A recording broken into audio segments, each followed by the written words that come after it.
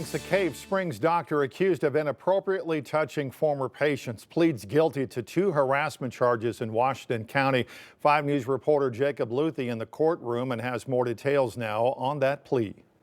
Just last week, Dr. Adam Moss had sexual assault charges dismissed against him in Benton County, but that was not the same story today in Washington County, where he pled guilty to 2 counts of harassment. This is video of Moss leaving the court Wednesday after pleading guilty. Prosecutors originally charged Moss with 2 counts of sexual assault, but that changed after Washington County prosecuting attorney Brandon Carter cited evidentiary issues in the Benton County case and difficulty finding medical experts to testify against a doctor. Prosecutors say the incidents occurred in October and November 2020. In a victim impact statement read aloud by Judge Joanna Taylor, a former patient recalled her experience with Moss. She wrote that she didn't consent to a breast exam, but Moss unfastened her bra without consent, breaking her trust. The prosecutor says it was crucial to secure a conviction, adding in a statement that, quote, "I am pleased with the work that this office did to hold the defendant accountable despite numerous setbacks in the prosecution."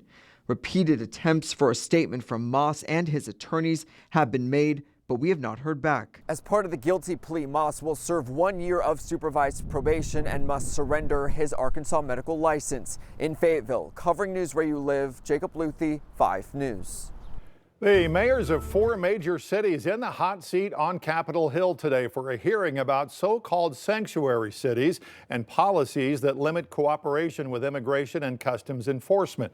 As Erica Brown reports, the hearing comes as President Trump continues to make the mass deportations of immigrants in the U.S. legal illegally a cornerstone of his second term. Do you solemnly swear? The mayors of New York, Denver, Chicago, and Boston testified before a House committee Wednesday where Republican lawmakers railed against so-called sanctuary city laws, which limit local cooperation with immigration and customs enforcement, or ICE. Sanctuary cities make us all less safe and are a public safety nightmare. Republicans argue the city's policies regarding undocumented immigrants allow dangerous criminals to go free, but the Democratic mayors push back on the idea that their cities are less safe. The sanctuary city classification does not mean our city will ever be a safe haven for violent criminals. Migrants did not bring a wave of crime to Denver. In fact, crime went down. The mayors contend the policies, which are at odds with the Trump administration's mass deportation agenda, are necessary to ensure undocumented immigrants can report crimes and access services without fear. Those fears cause witnesses and victims to avoid cooperating with police. A city that's scared is not a city that's safe. Some Democrats on the committee called out New York City Mayor Eric Adams after the Department of Justice dismissed a corruption case against him, saying the Trump administration is using the mayor for the president's immigration enforcement efforts. Are you selling out New Yorkers to save yourself from prosecution? There's no deal, no quid pro quo. The mayors also used the hearing as an opportunity to call on Congress to fix the nation's broken immigration laws. Erica Brown, CBS News, Capitol Hill. As millions of Catholics observe Ash Wednesday around the world today, Pope Francis absent from ceremonies in Rome, where he remains hospitalized with double pneumonia. Latest update from the Vatican is relatively optimistic. Vatican says he will be getting other non-invasive mechanical ventilation. Pope was able to sit up in a chair and did take part in Ash Wednesday rituals in his private suite where he is being treated. Vatican is still calling his prognosis as guarded, meaning doctors are still saying things could go either way. Power is back on for most people in our corner of Arkansas, but thousands more across the state still in the dark. Strong winds, at times gusting 50 miles per hour, brought down big trees, knocking out power to not just here, but in Texas and Louisiana. Strong winds didn't just cause outages, they also made it very dangerous for crews trying to restore service. Fortunately, that does ground our servicemen if the winds exceed 30 miles an hour. We consider that unsafe for our linemen to be in the bucket trucks, so they have to stop repairs at that time. SWEPCO says most outages were in Texas and Louisiana. Crews, though, from Fayetteville are still hard at work. Linemen have been sent to the hardest hit areas working to restore 95% of power by tonight.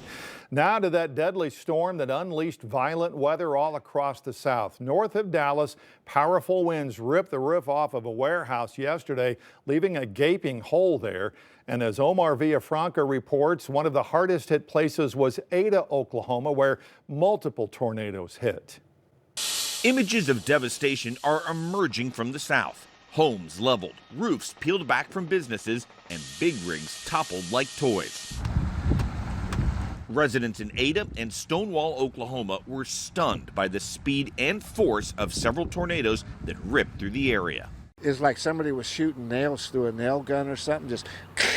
It sounded like my ceiling was caving in.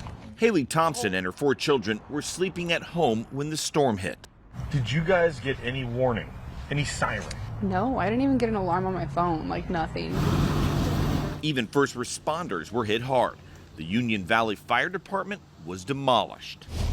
In Texas, 80-mile-per-hour winds partially collapsed this massive warehouse. Hurricane-force winds flipped trailers at this RV park, injuring several people, and damaged an airport hangar, with gusts pushing 2 private jets into an Air Force cargo plane.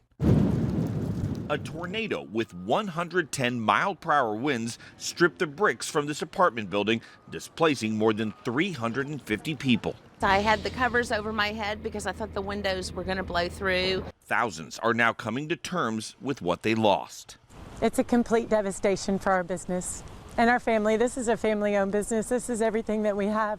More than 300,000 people in the South are still without power, including folks here in Oklahoma.